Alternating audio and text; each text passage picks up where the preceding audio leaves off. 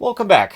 All right, so I did a career video a long time ago on Alex Mogilny, inducted into the THG Hall of Fame. And so um, I took a quick look at that video today. It did not take long for me to say, I need to update that. So I did that with the Ray Bork one earlier.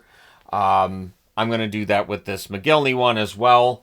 And yeah, it needs a refresher. There are definitely some old videos I did 6+ years ago that could use a refresher. This is one of them. So Mogilny was a number 89 pick in 1988, and that's why he wore the number 89. He was drafted 89th, and he came over in 1989. And it was a big deal when he came over. He was the first NHL draftee to defect from the USSR. So we would get Larionov, Krutov, Makarov, but the Soviets let them go. The plan was these guys are aging out. We're going to have Mogilny, Fedorov, and Bure as the replacement on CSKA Moscow or Red Army for Krutov, Larionov, and Makarov. And just imagine if you'd had a line of Mogilny, Fedorov, and Bure. Really, seriously. So 89-90, he plays his first season in Buffalo, and it had to be quite the culture shock for him. 65 games, 15 goals, 28 assists, 43 points.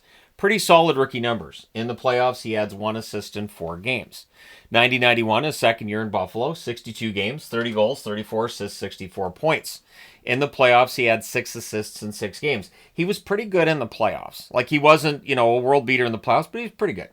91-92, he played 67 games that year, 39 goals, 45 assists, 84 points. So if not for injury, he would have passed the 40-goal mark, and he would have had a chance at maybe getting close to that 100-point mark as well.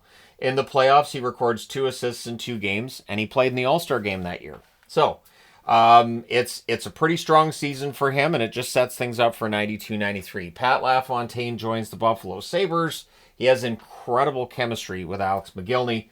77 games, 76 goals, which ties him for first with Teemu Selanne. 51 assists. His 127 points was 7th in the NHL that year. Let that sink in. 127 points is 7th in the NHL. In the playoffs, 7 games, 7 goals, 3 assists, 10 points. He played in the All-Star game, of course. Second team All-Star, and he's 8th in Lady Byng voting. 93-94, he plays 66 games, 32 goals, 47 assists for 79 points. In the playoffs, 7 games, 4 goals, 2 assists, 6 points. So he's productive in the playoffs, just Buffalo's not going anywhere. He played in the All-Star game that year as well. 94-95, what would be his final year in Buffalo, and it's a lockout shortened season, so it was only 48 games that year. 44 games, 19 goals, 28 assists, 47 points. In the playoffs, 5 games, 3 goals, 2 assists, 5 points.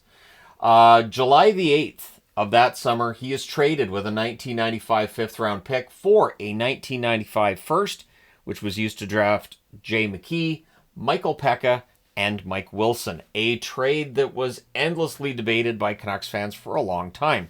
Pekka goes on to become one of the best two-way forwards in the game. Mogilny's not really known as a two-way forward because he's not. But Mogilny's that goal scorer that you pair him with Bure. Remember I said earlier, the Russians, Soviets at the time, became Russians, had this vision of Mogilny, Fedorov, and Bure. So the Canucks are like, hey, if we got Mogilny and Bure. The interesting thing was, most of the time that they were both Canucks, either one was going or the other was going. It was really frustrating to watch at times. But that first year, 95-96, Mogilny does great in Vancouver. 79 games, 55 goals. That's 3rd overall in the NHL that year. 52 assists. His 107 points is 9th overall. That is quite the first season. In the playoffs, he plays 6 games, 1 goal, 8 assists, 9 points. All-Star game? Yep. Second team All-Star, absolutely. And he was 4th in Lady Byng voting that year. 96-97, he plays 76 games, 31 goals, 42 assists, 73 points. And this might be the arguing point for people who don't want to put him in the Hall of Fame. And I know that, foreign conflicts and everything are being pointed to a lot now, but he's been eligible for a while. And so he's been passed over a few times prior to anything going on overseas. And I think part of the reason they may use is that he had a few good seasons, but he had mediocre ones in there too. Now, yes, we can make that argument of other players who are in the Hall of Fame, but I think that's probably their argument. 97-98, he only plays 51 games that year due to injury, 18 goals, 27 assists, 45 points.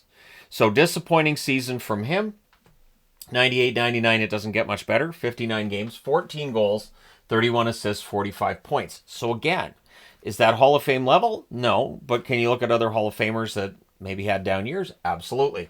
99-2000. So the Vancouver Canucks are a disaster. 98-99 especially is an awful season. So Mogilny's 14 goals in 59 games is as reflective of how bad the Canucks were as a team as he may have been frustrated with his play as well, and that affects things, then it's harder to score. But he is traded on March 14th after playing 47 games in Vancouver in 99-2000, recording 21 goals, 17 assists, 38 points. So he's playing pretty well, but he's traded to the New Jersey Devils for Brendan Morrison and Dennis Peterson. And here's another one of those trades that gets heavily debated. In New Jersey, he plays 12 games, 3 goals, 3 assists, 6 points. But in the playoffs, 23 games, just 4 goals, 3 assists, 7 points. Not a ton for Mogilny, but he wins the Stanley Cup with the New Jersey Devils that year. 2000-2001, 75 games played, 43 goals, which is 6th overall, 40 assists and 83 points. In the playoffs, 25 games, 5 goals, 11 assists, 16 points. As the Devils get all the way to the final again, just to lose against Colorado in that Stanley Cup final. Now, after that season's done, he's going to be a free agent because New Jersey can't afford to keep him. They cannot afford to keep him around with the other big contracts they have. So July the 3rd, he signs as a free agent with the Toronto Maple Leafs. In Toronto, that first year of 01-02, 66 games, 24 goals, 33 assists, 57 points. In the playoffs, 20 games, 8 goals, 3 assists, 11 points. Pretty strong run for him in Toronto. And so, yeah, they're happy with his play in the playoffs. 8 goals in 20 games is good. Yes, Toronto got all the way to the conference final. 2002-2003, 73 games played, 33 goals, 46 assists, 79 points. In the playoffs, 6 games, 5 goals, 2 assists, 7 points. And he wins the Lady Byng Trophy that year. So that's his first piece of hardware. Now, the 03-04 season is where things really slow down for him. 37 games, 8 goals, 22 assists, 30 points because he had hip surgery.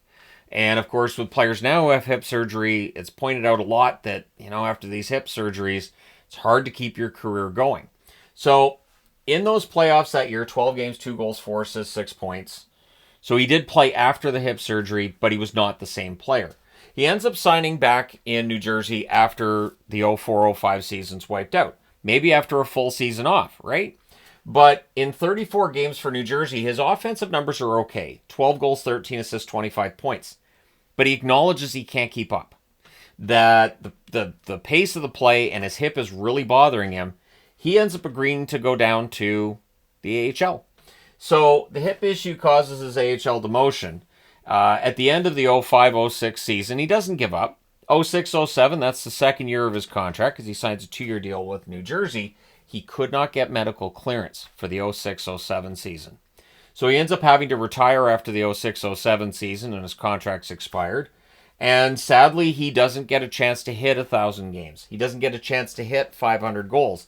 And these are numbers, again, that those working on the Hall of Fame and everything could use and say, well, clearly doesn't belong there. I think he belongs there. And we'll go over why. So his numbers, 990 games, 473 goals, which is 57th overall. 559 assists, 1,032 points, that's 87th. In the playoffs, 124 games, 39 goals, 47 assists, 86 points. So his numbers are very good. He also had gold at the Olympics in 1988, gold at the World Championships in 1989. He won that Stanley Cup in New Jersey in 2000. He also had gold at the World Juniors in 1989, silver at the World Juniors in 1988. And so I do think that with him also having been the second Russian player to 1,000 points, days after Fedorov had reached that number, I think the argument can be made Mogilny belongs there. And there's this growing voice of people who believe that Mogilny had a Hall of Fame level career. I am in agreement with people who feel that way. If we had had a Rocket Richard trophy back in 92-93, he would have shared that with Solani. So that'd be a Rocket Richard trophy to go with Lady Byng. There are guys in the Hall of Fame that don't have individual trophies.